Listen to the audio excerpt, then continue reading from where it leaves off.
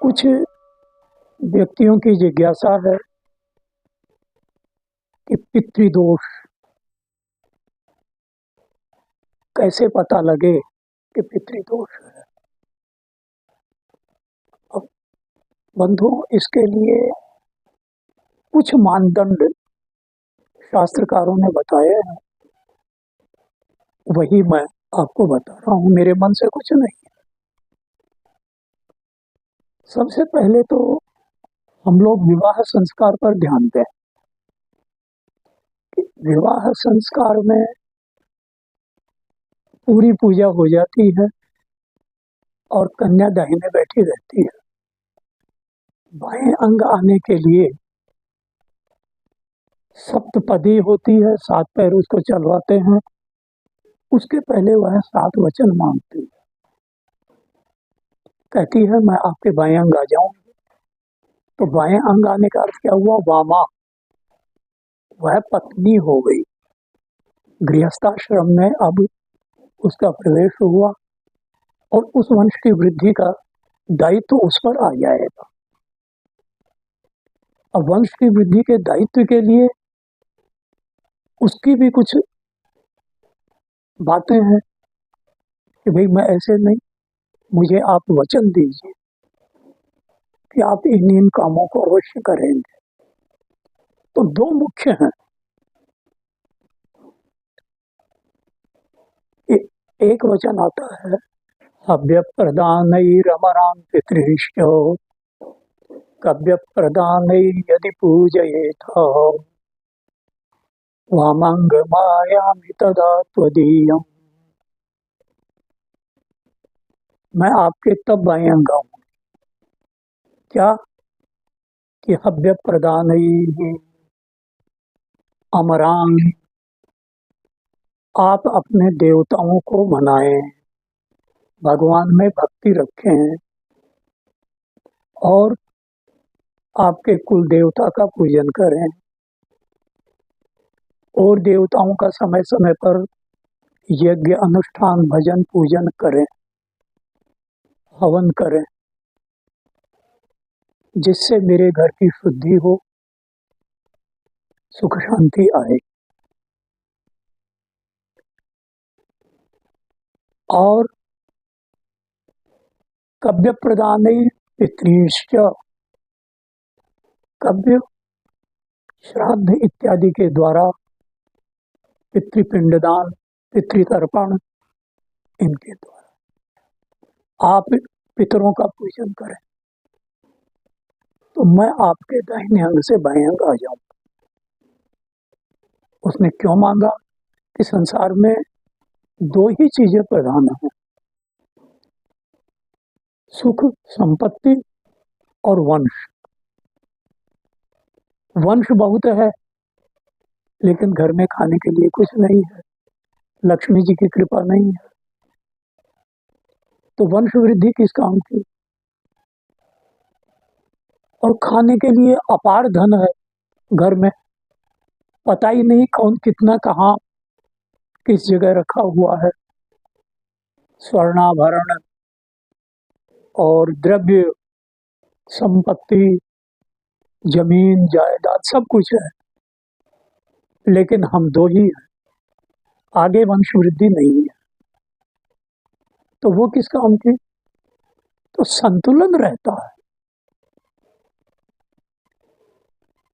तो अब ये पितृवन उसने वचन मांगा और पति ने दे दिया। अब पूरा नहीं करते हैं तो क्या होता है पितृदोष में कि घर में सुख शांति और होती नहीं रहती है। बहुत से कारण हैं,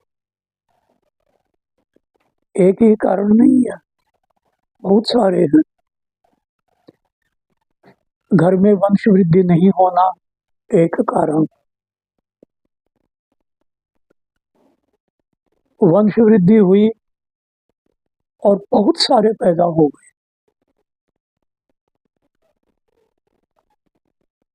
और उनमें आपस में कलह होने लग गया।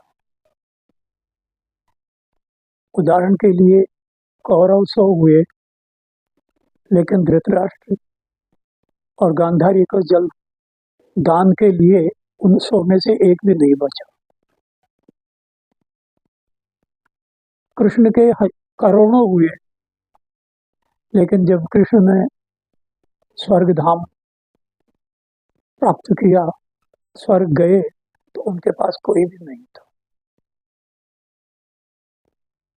ये अलग बात है कि ईश्वर क्या चाहते हैं, ये प्रश्न मत करना कि साहब फिर कृष्ण को कौन सा श्राप लगा, ये नहीं। कन्या संतति हो जाना, कन्याएं हो गई, क्योंकि पिंडदान पुत्र का अधिकार है। तीसरा, आए दिन घर में कोई ना कोई रोग व्याधि होना, यह भी एक पितृदोष है। दशांतर दशा तो खराब होती है, लेकिन कभी कभी बिना दशांतर दशा के भी घर में रोग दोष आ जाते हैं।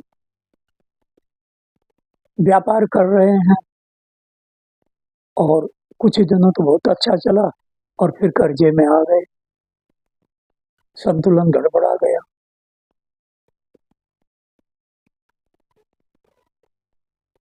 स्त्रियों में परस्पर कलह हो जाना, घर में 2-4 बहुएं हैं और फिर वो कलह करने लग गई, तो ये भी एक कारण होता है।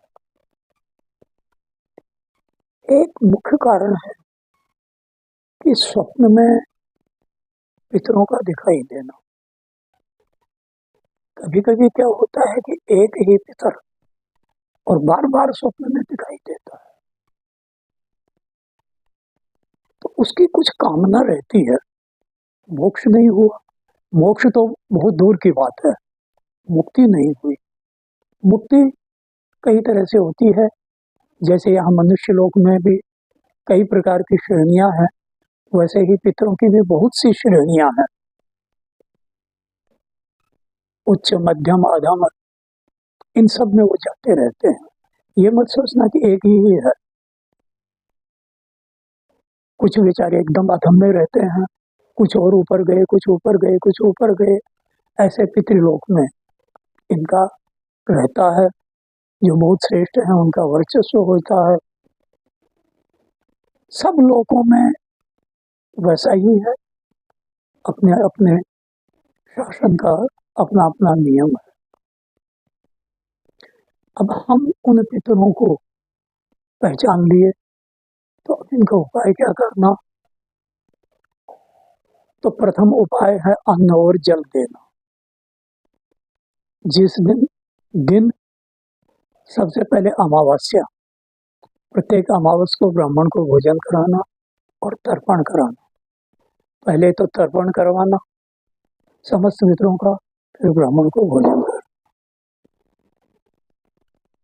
इसके अतिरिक्त महीने में व्यतिपात एक बार आता है, उसमें एकादशी, संक्रांतियां आती हैं, 12 तो एक हैं और 12 सायन होती हैं, 24 उस दिन पर्व के दिन आ जाते हैं, उनके दिन तर्पण करवाना और समय समय पर उनकी जो तिथि हो श्राद्ध की, उस दिन तर्पण, ब्राह्मण भोजन।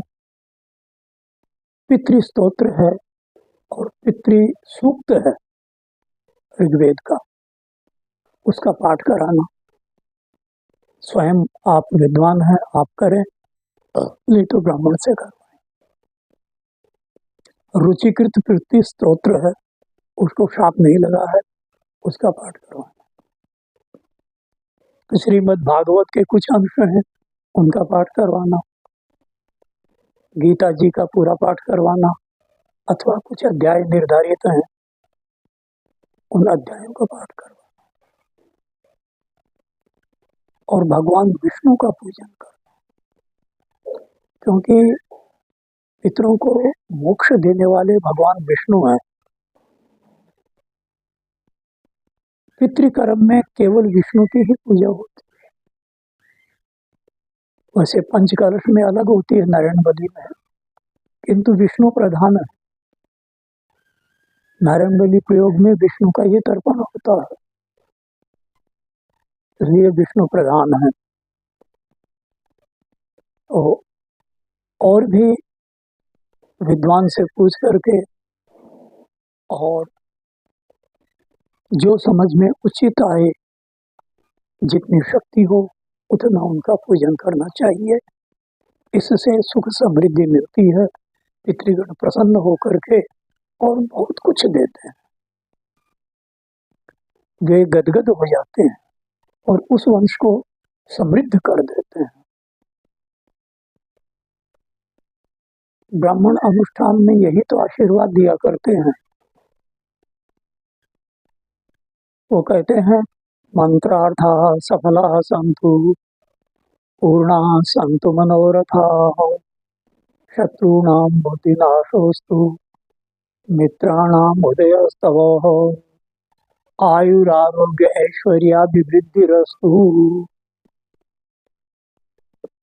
वंश समृद्धिरस्तु। तो ब्राह्मण भोजन के बाद और अनुष्ठानों के बाद आपको अपनी तपस्या का फल दे जाते हैं, आशीर्वाद दे जाते हैं। इसलिए कभी भी अनास्था नहीं रखनी। अनास्था से फिर व्यक्ति भ्रमित हो जाता है और वह अपने किसी भी कर्म में सफल नहीं हो सकता। तो दृढ़ विश्वास के साथ हमें काम करना चाहिए। ओम